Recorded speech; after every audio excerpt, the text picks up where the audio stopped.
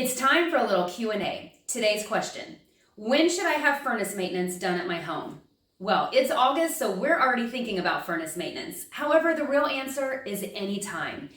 Maintenance is an important service, but it's not an emergency service. And so it's not a matter of when you have it done, it's just that it's consistently done every single year. So if you're somebody that wants to have your maintenance done at the beginning of the heating season, then consider scheduling it for September or October. Maybe you want to wait until after the holidays. It's okay to have that furnace maintenance done in January, February, March, even April.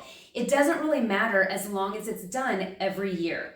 Consider getting on an annual maintenance plan. You know, our systems work really hard and they work almost 365 days a year, and so they need the attention of a cleaning and a tune-up.